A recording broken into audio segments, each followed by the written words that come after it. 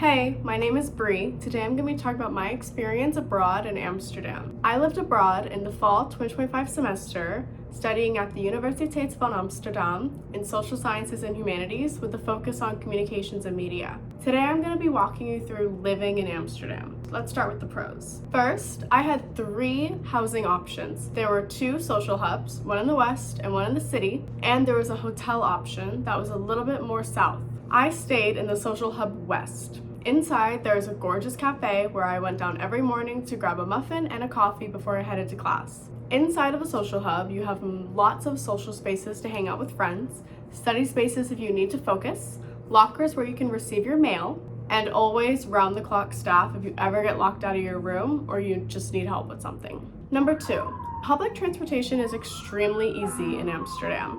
You can take the metro, you can take buses, or you can take the train. The metro was my main mode of transportation. This was my OV chip card. You'll receive one of these when you go abroad. However, apparently they might be changing what they're called. They're around 80 to 100 euros if you get 2 sectors. The reason why I needed 2 was because I lived in the west, but I had classes in the city. If you're able to get the social hub city location, you don't necessarily need to pay that much. I believe it'd be around 50 euros. Number 3, you have an exceptional quality of life. Not only is Amsterdam stunning with gorgeous European architecture and canals at every corner, it's safe, pretty well organized, and I thought it was pretty clean. You'll see graffiti here and there, but not much trash all over the place. Number 4, if you're a biker, this is for you. You have the opportunity to rent a bike while you're in Amsterdam. It gives you the opportunity to see the city from lots of different viewpoints that you probably wouldn't get to see when you're in the metro underground. You're able to travel around, be with friends, and there's bikes everywhere. You'd be a part of the community. Number 5, while you're abroad, lots of people love to travel to different locations. What I used were buses and trains. The trains and buses are so unbelievably cheap and comfortable that it just makes traveling a breeze. I had a 13-hour bus ride to get to Oktoberfest in Munich, Germany, and it was worth it. I slept the whole time, and I think I paid 50 euros for a bus there back. So cheap. Now let's get into the cons of living in Amsterdam. Number 1, it's really expensive. Groceries are expensive. The housing is a little expensive. So with that in mind, just make your decisions wisely. Where you go to eat, how much money you spend when you go out, how much you're traveling. Make sure you budget so that you're not overspending and you're not going into debt while you're studying abroad. Number 2, Amsterdam is known to not have the best weather. It's gonna be rainy, it's gonna be cold, it's gonna be windy. So my suggestion, bring a few different warm jackets and then rain jackets as well, just in case. An umbrella is always helpful, but if you're used to Michigan weather, you're gonna be fine. Number 3, the city can be a little crowded during holidays. It was extremely crowded with tourists all over the streets. Bikes stay in the red lane. That's their lane. Don't walk in their lane. Don't go in front of them. They will hit you. I have seen so many people get hit by bikes in Amsterdam, and the bikers don't care. They just keep going. So be cautious. If it's crowded, watch where you're going. Be aware of your surroundings. Number 4, you're on a floor with a shared kitchen of about 13 people. Inside the kitchen, you are assigned one shelf inside of a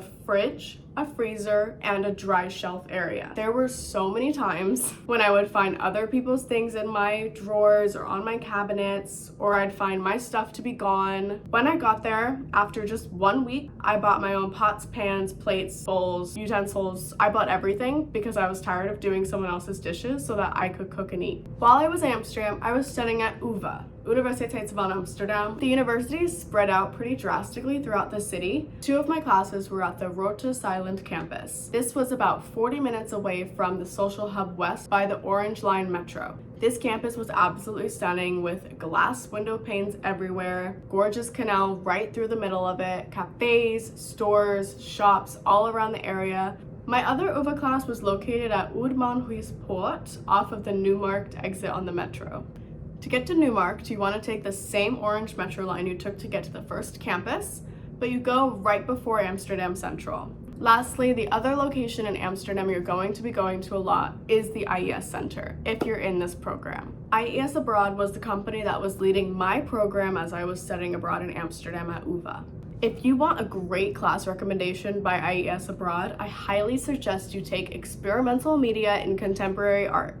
This class literally gives you the ability to get out of the classroom and into museums all over Amsterdam. This is a museum card. This was mine, and it gets you into almost all of the museums for free. Compared to the University of Michigan classes, I found the UvA's classes to be harder for the main reason that your final grade is your exam grade. You are not given any homework, projects, quizzes to test your knowledge. You are only given your final exam, and that is your score at the end of the day. This was especially hard for me because I'm a straight A student at Michigan, so to go to Amsterdam and struggle and have to take an exam as my last and final chance to pass the class was extremely stressful for me. I was constantly reading the material and creating Quizlet tests to test my knowledge at home. That's the best way I can recommend doing it. Or if you can make some friends in the class, study with them. The only good side about this is that they do offer a resit exam. However, if you take block 1, you can take that resit exam around November. If you're looking to take a resit exam from a block 2 course, resit exams were in January. Don't rely on the resit exams and do your absolute best on these exams.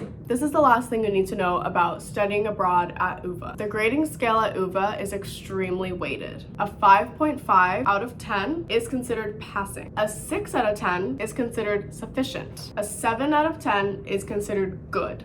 An 8 out of 10 is considered top league. Only 10 to 14% of students at UvA get an 8 out of 10. The 9 out of 10s and 10 out of 10 grades at UvA, even the students say it's professor level. The grading honestly really affected me. I did not get the grades I was expecting and would have gotten if I stayed at Michigan or possibly gone somewhere else to study. Then again, I loved my experience abroad. I made so many friends that I still have today. It shaped the character and who I am now. And I loved the opportunity to see a gorgeous campus, meet some really interesting people from all over the world, and have the ability to travel for so cheap all the time. Highly recommend studying abroad. And if you're going to study abroad in Amsterdam, I hope this video helped you.